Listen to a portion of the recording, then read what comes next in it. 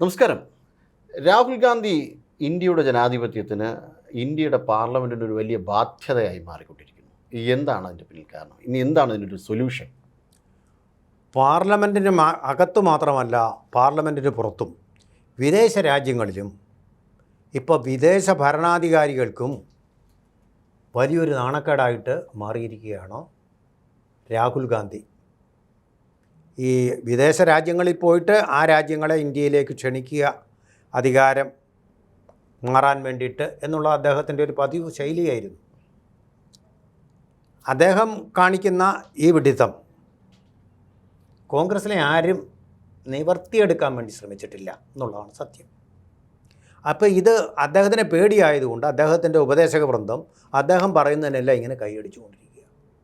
അങ്ങനെ ഒരു പരിധിയുമില്ലാതെ അദ്ദേഹത്തിൻ്റെ ഈ ധാർഷ്ട്യങ്ങൾ, അഹങ്കാരങ്ങൾ, വിഡ്ഢിത്തങ്ങൾ അല്ലെങ്കിൽ മനോനില തെറ്റിയ അവസ്ഥ അതിൻ്റെ യാതൊരു ചികിത്സയ്ക്കും വിധേയമാകാത്ത പൂർണ്ണതയിലേക്ക് എത്തിക്കഴിഞ്ഞിരിക്കുന്നതിൻ്റെ ഏറ്റവും വലിയ ഉദാഹരണമാണ് കഴിഞ്ഞ ദിവസം നമ്മൾ കണ്ട കോൺഗ്രസ് പാർട്ടി സംഘടിപ്പിച്ച അവരുടെ രചനാത്മക സമ്മേളനത്തിൽ കണ്ട സംഹാരാത്മകമായിട്ടുള്ള പ്രവർത്തനം.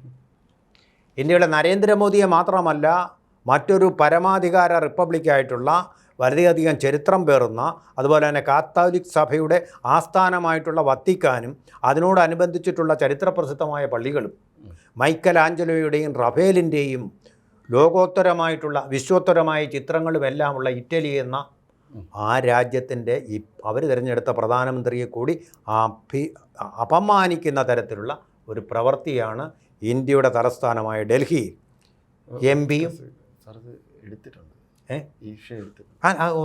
അതൊരു കാരണം ഓരോന്നായിട്ട് പറയും. ശരി ശരി. അപ്പം ഞാനത് ഓരോന്നോരോന്നായിട്ട് പറയുക. ഇന്ത്യയുടെ തലസ്ഥാനമായിട്ടുള്ള ഡൽഹിയിൽ അദ്ദേഹം കാണിച്ച പരിപാടി, അതായത് ജോർജിയ മെലണിയെ നരേന്ദ്രമോദി കെട്ടിപ്പിടിക്കുന്നു, അത് കാണിച്ചുകൊണ്ട് ഒരു കോമഡി ഷോ പോലെ അവതരിപ്പിക്കുക. ഇയാൾ വാസ്തവത്തിൽ രാഹുൽ ഗാന്ധിക്ക് ചരിത്രം അറിയില്ല, അതുപോലെ തന്നെ രാഷ്ട്രീയം അറിയില്ല എന്നുള്ളതിൻ്റെ ഏറ്റവും മകുടമായ ഉദാഹരണമാണത്. അദ്ദേഹത്തിൻ്റെ മുത്തശ്ശിയായിട്ടുള്ള ഇന്ദിരാഗാന്ധിയെ ക്യൂബൻ റിപ്പബ്ലിക്കിൻ്റെ അവിടുത്തെ കമ്മ്യൂണിസ്റ്റ് പാർട്ടിയുടെ ചെയർമാനായിരുന്ന ഫിദൽ കാസ്ട്രോ വന്ന് ആലിംഗനം ചെയ്യുന്ന ചിത്രം ഇരു രാഷ്ട്രങ്ങളും തമ്മിലുള്ള ഐക്യത്തിൻ്റെ പ്രതീകമായിട്ട് ഇന്ത്യയിലെ എല്ലാ രാഷ്ട്രീയ പാർട്ടികളും ആഘോഷിച്ചിരുന്നതാണ്. അതൊരു അശ്ലീലവും ആരും കണ്ടിട്ടില്ല. അതുകൂടാതെ റഷ്യയുടെ കമ്മ്യൂണിസ്റ്റ് പാർട്ടിയുടെ ചെയർപേഴ്സണായിരുന്ന ബ്രഷ്നേവ് ഇന്ദിരാഗാന്ധി ആശ്ലേഷം ചെയ്യുന്ന, ആലിംഗനം ചെയ്യുന്ന ആ ചിത്രം, അതൊരു സെക്സിസ്റ്റ് ചിത്രമായിട്ട് ആരും കണ്ടില്ല.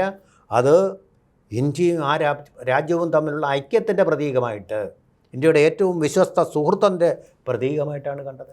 എന്തിലും ലൈംഗികത കാണുന്ന ഒരു ലൈംഗികമായിട്ടുള്ള അതൃപ്തി ബാധിച്ച ഒരു മർത്യനെയാണ് കാണുന്നത്. കാരണം ഈ അവസരങ്ങളൊക്കെ എനിക്ക് കിട്ടിയിരുന്നെങ്കിലെന്ന് പ്രാർത്ഥിക്കുന്ന പക്വത വരാത്ത ഒരു യുവാവിൻ്റെ കാമഭ്രാന്തിൻ്റെ ഒരു ലക്ഷണമായിട്ടാണ് കാണുന്നത്. ഒന്നാമത്തെ കാര്യം അത്. 58 വയസ്സായി അദ്ദേഹം പട്ടായയിൽ പോകുന്നുണ്ട്. ലീഡർ ഓഫ് ദ ഒപ്പോസിഷൻ എന്നുള്ള അത് മാറ്റിയിട്ട് ഇപ്പോൾ ആളുകൾ പറയാൻ തുടങ്ങിയിട്ടുണ്ട്, ലവർ ഓഫ് പട്ടായ എന്നൊക്കെ പറയാൻ തുടങ്ങിയിട്ടുണ്ട്. ഇങ്ങനെയുള്ള ഈ പെരുമാറ്റങ്ങളും ഇതുപോലെയുള്ള ഈ കോമഡി ഷോകളും ഒരു എം പിക്ക് ചേർന്നതല്ല, സർവോപരി ഒരു പ്രതിപക്ഷ നേതാവിന് ഒട്ടും യോജിച്ചിട്ട കാര്യമല്ല. ഒന്നാമത്തെ കാര്യം അത് രാഹുൽ ഗാന്ധി പ്രതിപക്ഷ സ്ഥാനത്ത് നിന്ന് രാജിവെക്കണമെന്നുള്ളതിൻ്റെ ഏറ്റവും വലിയ ഉദാഹരണമാണ്. രണ്ടാമത്തെ കാര്യം, കഴിഞ്ഞ ദിവസം അതുവരെ അദ്ദേഹം അമിത്ഷാ മറുപടി പറയണം, അമിത്ഷായ്ക്ക് എന്നെ പേടി, എൻ്റെ കണ്ണിൽ നോക്കാൻ പേടി, അതുകൊണ്ട് വരാതിരുന്നെന്ന് പറഞ്ഞാൽ അമിത്ഷാ നേരിട്ട് വന്ന് കണ്ണിൽ നോക്കിക്കൊണ്ട് ഏതിൻ്റെയാണ് മറുപടി വേണ്ടത് നിനക്ക്, ഞാൻ പറഞ്ഞു തരാം എന്ന് പറഞ്ഞപ്പോൾ പേടിച്ച് പാർലമെൻറ്റിൽ നിന്ന് ഒരു പേടിത്തൂറി ഇന്ത്യൻ പ്രതിപക്ഷത്തിൻ്റെ നേതാവായിട്ട് അവിടെ വിവരിക്കുന്നത് പ്രതിപക്ഷത്തിന് നാണക്കേടാണ്, ഇന്ത്യക്ക് നാണക്കേടാണ്. അവിടെ അദ്ദേഹം അങ്ങനെയാണ് ചെയ്തത്. രണ്ടാമത്തെ കാരണം. മൂന്നാമത്തെ കാരണം എന്ന് പറയുന്നത്, ഈ മൺസൂൺ സെഷനിൽ മുഴുവൻ അപശബ്ദങ്ങൾ അഴിച്ചുവിട്ട് പാർലമെൻറ്റിനെ ശബ്ദത്തിൽ മുക്കിക്കൊന്നു. രചനാത്മകമായിട്ടുള്ള ചർച്ചകളെ എല്ലാം ഇല്ലാതാക്കി, ചോദ്യം ചോദിക്കാനുള്ള അവസരം ഇല്ലാതാക്കി. മൺസൂൺ കാലത്ത് കേരളത്തിൽ മാത്രമല്ല, ബംഗാളിൽ, ഒറീസയിൽ, ഹിമാചൽ പ്രദേശിൽ, മുംബൈയിൽ ഇപ്പോഴും മഴയാണ്, കെടുതിയാണ്. അതിൻ്റെ കാര്യങ്ങളെക്കുറിച്ചുള്ള ചോദ്യങ്ങൾക്കും അവിടെ മനുഷ്യൻ അനുഭവിക്കുന്ന പെരിയ കൊടുതികൾക്കുള്ള മറുപടികളും കോൺക്രീറ്റ് ആക്ഷനും ലഭിക്കാനുള്ള അവസരം ഈ ബഹളത്തിൽ, അപശബ്ദത്തിൽ ഈ സംഹാരാത്മകമായിട്ടുള്ള പ്രവർത്തനത്തിൽ, നിഷേധാത്മകമായിട്ടുള്ള പ്രവർത്തനത്തിൽ, അരാജകവാദ പ്രവർത്തനത്തിൽ അദ്ദേഹം എം പിമാരെ കൊണ്ട് ഇല്ലാതാക്കി. മന്ത്രിമാർ പറയുന്ന മറുപടികൾ മുക്കി ബില്ലുകൾ അവതരിപ്പിച്ചുകൊണ്ട് അതിൽ പങ്കെടുക്കാനുള്ള പ്രതിപക്ഷത്തിൻ്റെ അവകാശം പോലും അദ്ദേഹം അടിയന്തരാവസ്ഥയിൽ എന്ന പോലെ റദ്ദാക്കി. പരിഹാരം കാണേണ്ട കാര്യങ്ങൾ വിഷയങ്ങളിൽ നമുക്ക് അതെ, ബഹളമുണ്ടാക്കിക്കൊണ്ട് അതിനെ നശിപ്പിച്ചു. നാലാമതായിട്ട്, മര്യാദയ്ക്ക് പെരുമാറാൻ ഇന്നുവരെ ഈ പ്രതിപക്ഷ നേതാവിന് അറിയുന്നില്ല.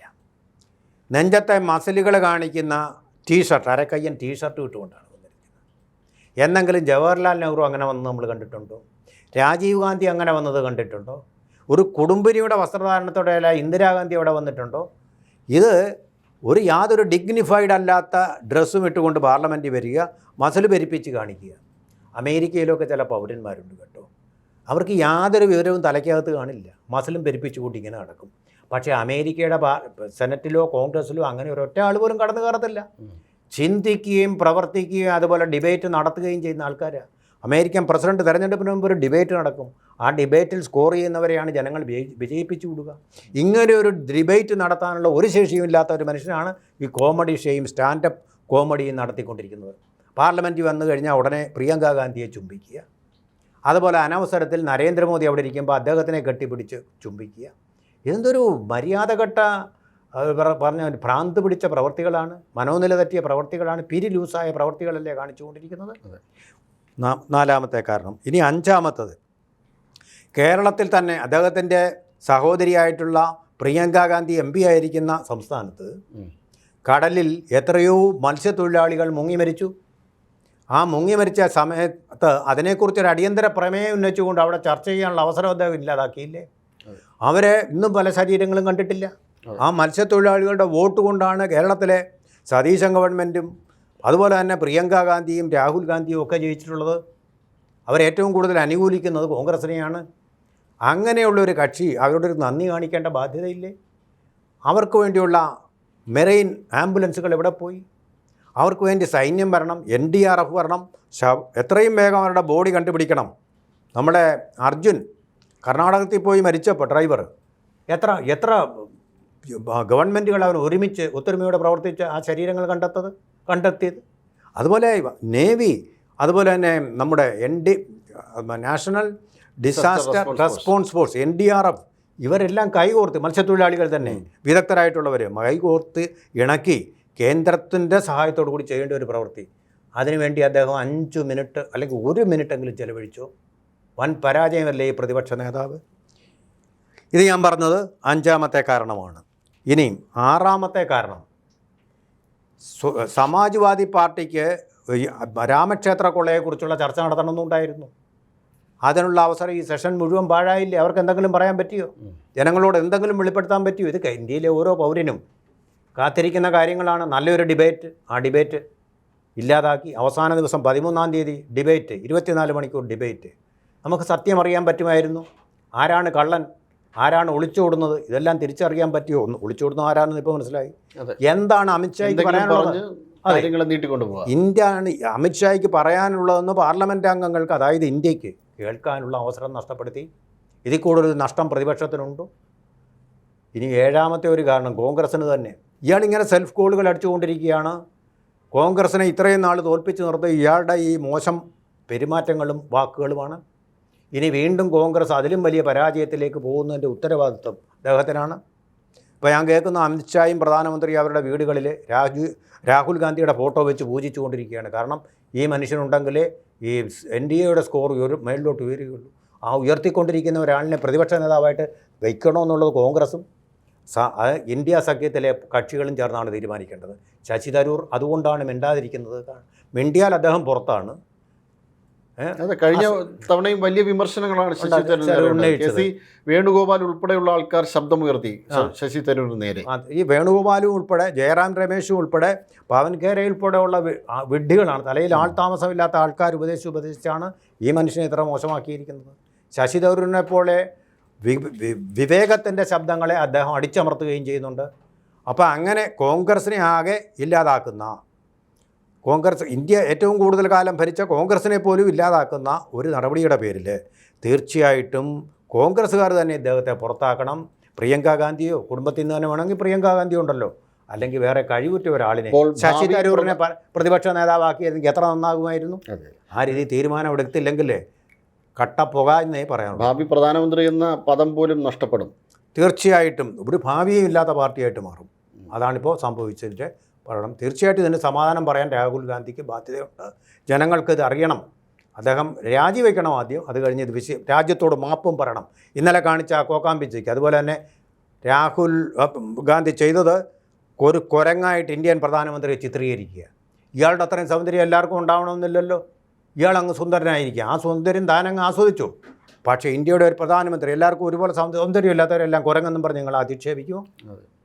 എന്ത് വൃത്തികേടാണ് നിങ്ങൾ ഈ കാണിക്കുന്നത്? 56 ഇഞ്ച് ബോഡി ഷെയ്മിങ് അല്ലേ കാണിച്ചത്? 56 ഇഞ്ച് ബന്ദർ ജൽദി ആവോ സദൻ മെയ്. ഇയാൾ ആരായത്? ഇയാളുടെ കുരങ്ങാണോ നരേന്ദ്രമോദി എന്ന് പറഞ്ഞാൽ ഇന്ത്യയിലെ ജനങ്ങളുടെ അടുത്ത പ്രധാനമന്ത്രി? ഇന്ത്യയിലെ ജനങ്ങളെയാണ് നിങ്ങൾ ആക്ഷേപിക്കുന്നത്. നിങ്ങൾ ഒരു നിമിഷം ഈ കസേരയിലിരിക്കാൻ യോഗ്യനല്ല എന്നുള്ളത് തീർച്ചയാണ്. ധാർമ്മികമായിട്ട് നിങ്ങൾക്ക് ഇരിക്കാൻ അധികാരമില്ല. നിങ്ങൾ രാജിവെച്ച് പുറത്തു പോകണം. തീർച്ചയായും ഇന്ത്യയുടെ ജനാധിപത്യത്തെ സംബന്ധിച്ച് വലിയ ശാപമായി മാറുകയാണ് രാഹുൽ ഗാന്ധി. രാഹുൽ ഗാന്ധി ഒരു ഭാവി പ്രധാനമന്ത്രി എന്ന് പറഞ്ഞുകൊണ്ട് ഈ വർത്തമാന കാലഘട്ടത്തെ മുഴുവൻ നശിപ്പിക്കുകയാണ് എന്നതാണ് പ്രധാനമായും പല കോണുകളിൽ നിന്ന് രാഷ്ട്രീയ നിരീക്ഷകരടക്കം പറയുന്ന വിമർശനം. ഇനി എത്ര നാൾ ഈ ഭാവി പ്രധാനമന്ത്രി നിലനിൽക്കും എന്ന് തന്നെ അറിയില്ല.